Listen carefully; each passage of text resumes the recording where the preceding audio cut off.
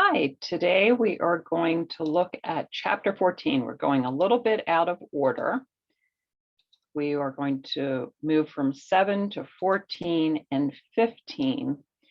And this chapter is on nutrition for fitness and sports. A good bit of it looks at some sports science, but at the beginning of this chapter is information that is important for everyone. And I know I've made this point before, but physical activity helps everyone. And there is probably a form of physical activity for almost everyone. So if you look at the benefits of physical activity here, from decreasing chronic disease risk to increasing cognition to improving mental health and sleep, cardiovascular function, the benefits are many. You couldn't get all of this in a pill. So the first thing we're going to look at is how to create a physical activity plan, what that entails. Now, the guidelines for physical activity are that all of us, adults, should perform at least 150 minutes per week of moderate intensity aerobic physical activity or 75 minutes per week of vigorous. So 150, 75, or some combination of that. And a really, really good place to start is this last bullet at the bottom, which is move more and sit less. So sometimes the idea of creating a physical activity regimen is a lot for people to wrap their heads around, but just like we can shave off calories by making little switches in our foods, we can also increase the calories we burn by making little changes in how we go about our day. Parking a little bit further away, taking the stairs instead of the elevator, all of those things make a difference. Now, the physical activity guidelines go on to say to get more extensive health benefits, we increase the physical activity in terms of moderate intensity or vigorous intensity. And we add muscle strengthening activities 2 or more days a week as well. And we'll talk also about stretching and flexibility. 80% of Americans fall short of the very basic guidelines. So not only do we live in an obesogenic environment because of the foods that surround us, but also because of the lack of, and I hate to use the word force, but required physical activity. And then for many people, an inability to access safe places to exercise as well. So these are the elements of a rounded fitness program. And you can look here that it includes aerobic, that's activity that requires oxygen, muscular fitness, and flexibility. Sounds like a lot, but in a few slides, we'll look at how to fit this into a week. When we talk about the rating of perceived exertion, if we look back here, it does say an RPE of 4 or higher. So this is somewhat hard, okay? You should be working hard, but still be able to talk to someone perhaps that you're walking with. If you're strolling along and your heart isn't, working a little bit harder, then that's not a 4, that's too easy, okay? Now, we talked about to increase the benefits and to form this more rounded plan, we also need muscular fitness, and that encompasses strength and endurance and power. We often see images of young men or women, building muscle, but keep in mind that muscular fitness is important for all of us because it makes our lives easier by being able to carry and lift and move more easily and safely. And it also improves our body composition with more muscle burning more calories. So this is important for all of us. And then to decrease pain and to decrease the risk of injury, we should also do flexibility exercises as well. So here is Josie, and here is her sample fitness plan. And if we glance over this, it's somewhere around a commitment of an hour a day. But if we do this correctly, and this is very important, if we create a plan that includes activities that we enjoy, this is not an hour that we dread. Okay, this is an hour that we look forward to. So that's important as well, that this fitness plan is enjoyable, okay, safe and enjoyable. Now, I wanted to show you this because it has a local component. The Center for Disease Control and Prevention has a page on physical, or an area for physical activity. And this comes from Philadelphia.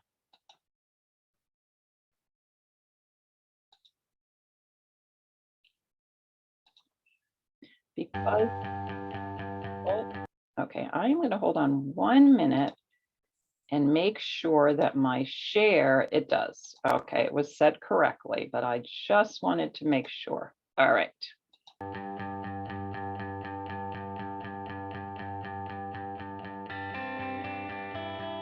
I advocate for cycling for a whole number of reasons.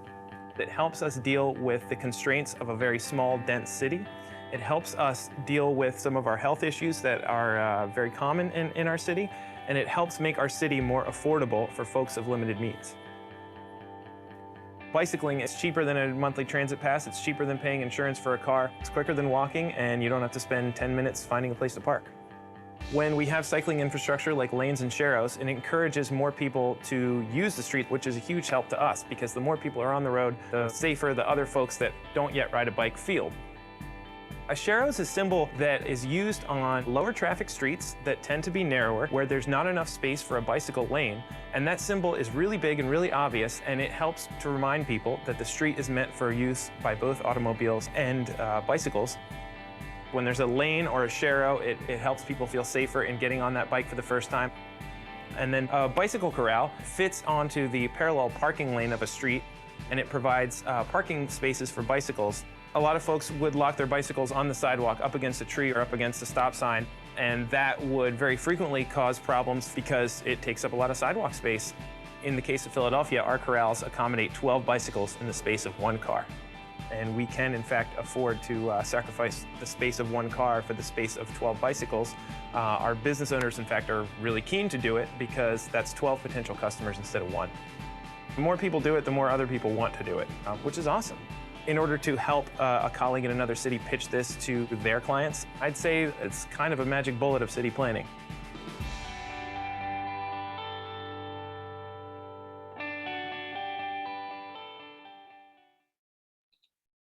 And our Philadelphia Department of Public Health has been working hard on making Philadelphia safer for bicyclists.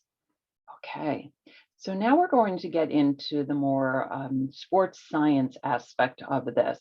And it really is a nice review of biochemistry and anatomy and physiology as well. I want to tell you a quick story about these images here. This is my daughter. She competes in half Ironman events and triathlon events. She is a licensed professional counselor, but was involved in sports throughout her entire life, from grade school, actually before that, all the way up through college. And then she stopped when she went to graduate school and then went on to become a counselor, and she missed it so much. She found that for her, the training, and she trains a lot, helps her mentally in terms of keeping her anxiety in check. She just loves it. So this is her sport, and my goodness, it's not for everyone. But I think what we need to remember is that being more physically active is for everyone, and a lot of people can find a sport that they enjoy to compete or just become involved with at some level. And we need to know how to advise them. So a lot of the fueling of the athlete is based upon how the different macronutrients are used. And that is all on this slide and covered extensively in your textbook. It's really, really important to note that dietary carbohydrate can be broken down anaerobically or aerobically. Okay, aerobically provides more energy and more ATP, but either way, fat only anaerobically, protein either, but only limited amounts are used for the aerobic pathway. That might sound like a lot, but that's really important to understand what fuels are used and therefore what fuels need to be provided. So an intense physical activity from the point of 30 seconds in to 2 minutes in, what we have is anaerobic glucose breakdown providing the fuel. Before that point, something that's under 30 seconds, we use available ATP. All right, but after that 30 seconds to 2 minutes, because there's not enough oxygen on board to metabolize aerobically, anaerobic glucose breakdown is the source of the energy. Okay, and read about lactic acid, because the lactic acid buildup can cause problems for an athlete for sure. Okay. Now, aerobic metabolism occurs when enough oxygen is being provided, so that is after that point. And for aerobic metabolism, it's very important to remember that you need enough oxygen, but you also need enough glucose for sure. And when muscle glycogen is depleted, that's called hitting the wall, and it feels like pure exhaustion at that point. So athletes who are depending on carbohydrates metabolized aerobically need to make sure they provide enough carbohydrate to fill glycogen stores before exercise, and then also take carbohydrates during the activity and afterwards as well. My daughter uses some of the gels that provide that carbohydrate during her many-hour-long event. There's also aerobic metabolism of fat, and that we saw on that very first complex slide. But fats, of course, are metabolized aerobically, so they provide a fuel source as well. But when they do, they come from all over the body, not just one place. So that's why spot reducing does not work. Physical activity tones the muscles, and that gives the appearance of less fat in one area, but fat is pulled from all areas. So this is a nice chart to look over. And you can see here, of course, ATP is used at all times, phosphocreatine for that up to 10 seconds or so, carbohydrate, 30 seconds to 2 minutes, anaerobically, aerobically, fat lasting more than a few minutes, you draw on that. And then protein, a low amount is used for fuel, slightly more in an endurance exercise. Okay. Now this you may see on the test because this is important, and again, based in the fuel use that we talked about. As activity intensifies, anaerobic process supply quick fuel, and the proportion of carbohydrates used increases. Okay, so as the activity, as that biker is racing and biking up a hill and it becomes very intense, what we see then is more anaerobic metabolism and therefore more carbohydrate use in the case of intense exercise. So there is a training effect. And if you've ever tried to become more fit, you will have noticed that a lot of that is caused by changes in the ability of the cells to generate ATP. So you'll see some of the bullet points that occur with training. So not only does being more physically active help you health-wise, but it also causes changes in the body that have a positive health effect, but a positive effect during the exercise. So you'll see that here as well.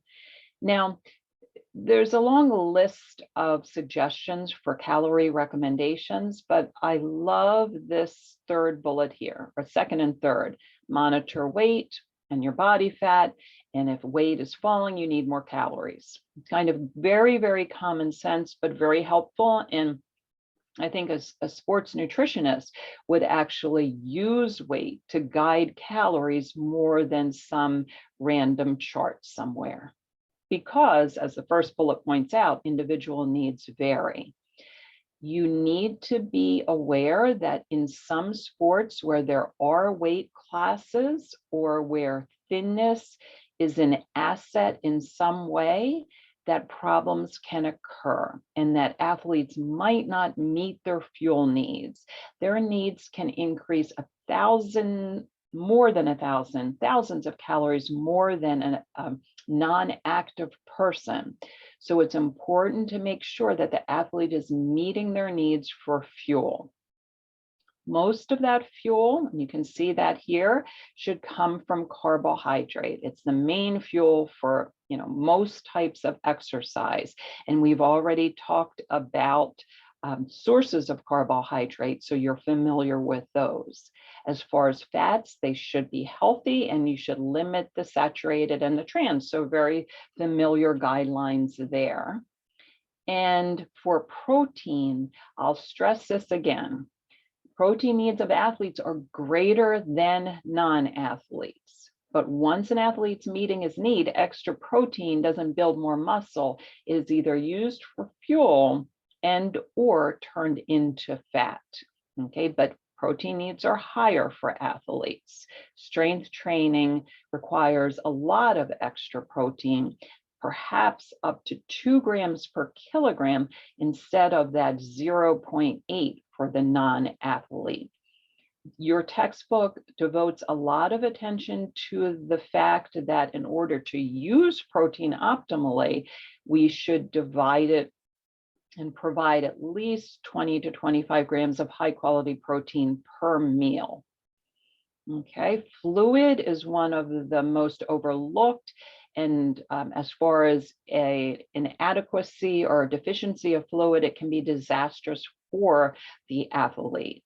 So the average needs of adults are 9 for women, cups 13 for men, but athletes need much more.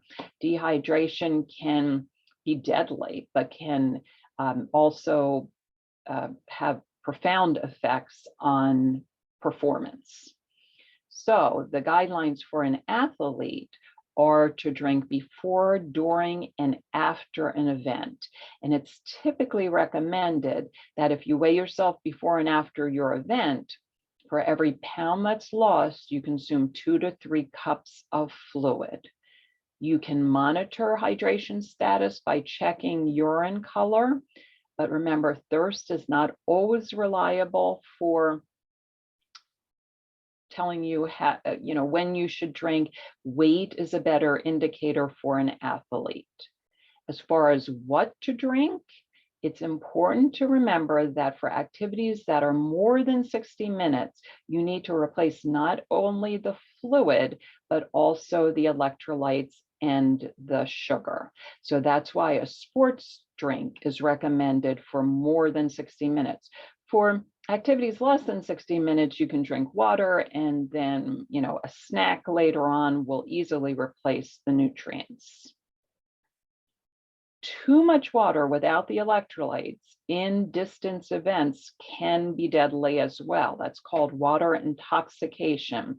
If you're sweating out sodium and drinking only water, your blood sodium will decrease. That's called hyponatremia, and can result in all of these problems, which can end your event, but also possibly cause you to be hospitalized, very serious. So it is important for athletes who work out for more than an hour to take a sports drink. Now, endurance athletes like my daughter may want to maximize glycogen storage before the event. And the way that they do this is during the period when they're slowing down on their training, they increase their carbohydrate intake. And that can increase muscle glycogen stores 50 to 90%. The problem is glycogen also pulls in water, so the individual can be carrying more weight and bulk, which is not an advantage for all sports. When we talk about the pre-endurance event meal, it tends to be high in carbohydrates, low in fat and fiber. You don't want something sitting in your digestive tract, but you need that carbohydrate fuel. And always remember that fuel during an endurance event, during an event that lasts more than 60 minutes, needs to be replenished. So that can come from a drink or a gel, a product that is designed for just that. And after the physical activity, you need to replenish the glycogen stores as well. Okay, let's talk a little bit about strength and power training. The focus is on carbohydrates and fluids. It might seem that the focus should be totally on protein, but remember, you need fuel to exert the energy to build that muscle. So the same guidelines are recommended for making sure you drink enough water. Creatine is an option in power sports because creatine also causes some water weight and bulk, but in power sports, that's not a disadvantage. You need to follow the guidelines if you're using creatine, however. So one of the most important points for a strength and power athlete is the post-workout period, because you want to make sure that you optimize nutrition to promote recovery. Muscle is broken down when you use it to that extent, and you want to rebuild. So there are some guidelines here for doing so, and you can read through them.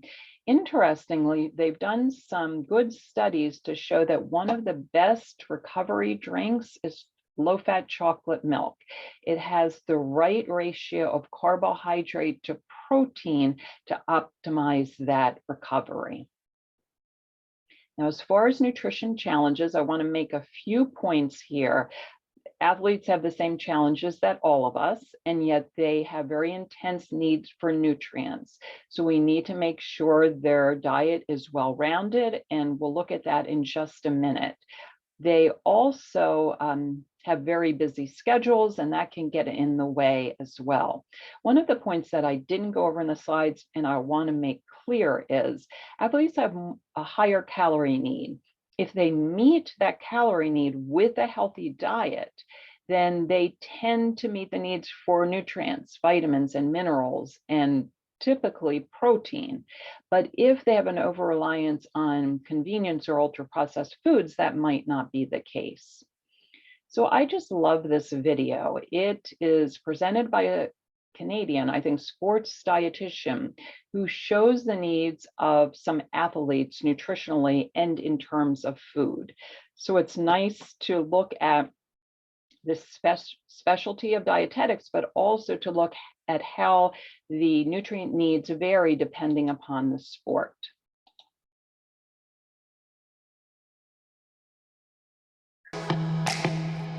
Ditch dull dinners for good. Hi, my name's Jen Saigo, and I'm a registered dietitian. I work with a number of Canada's top athletes who've prepared themselves for the Rio Olympics, and I'm here to talk to you today about some of the athletes I've worked with in the sports of triathlon, women's gymnastics, and track and field. Taking a look at the diet of a female triathlete, these are the athletes who train 3 times a day and they burn a lot of calories. That means not only do they need to eat a lot of food, they also need to eat a lot of carbohydrates. That's the main energy that drives their swimming, biking, and running. Because triathletes train so many hours, they have to eat calories during their training session from things like sports drinks, but they also have to be really mindful of recovery to make sure they get protein to repair those hardworking muscles and carbohydrates to refuel them.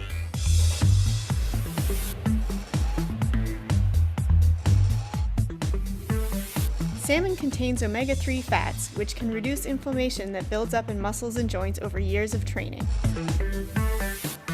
Sports drinks and gels give working muscles instant fuel and are great for physical activity that lasts longer than an hour.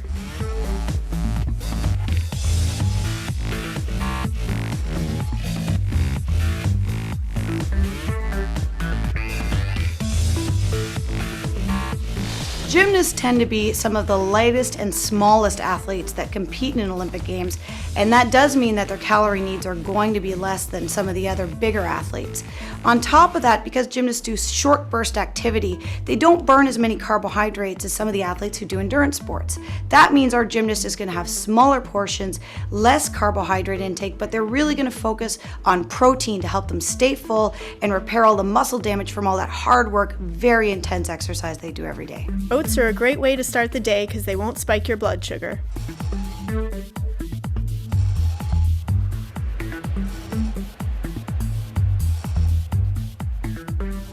Milk is a liquid source of protein, which means it digests quickly and is great for regenerating muscles after a hard workout.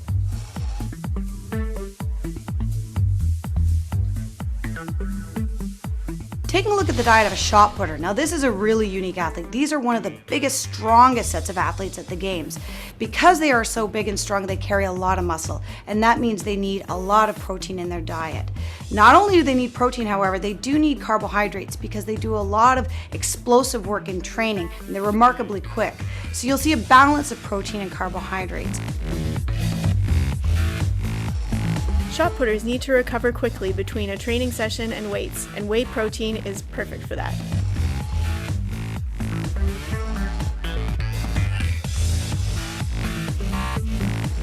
Cottage cheese contains a dairy protein called casein. It digests slowly to give you a steady infusion of amino acids overnight.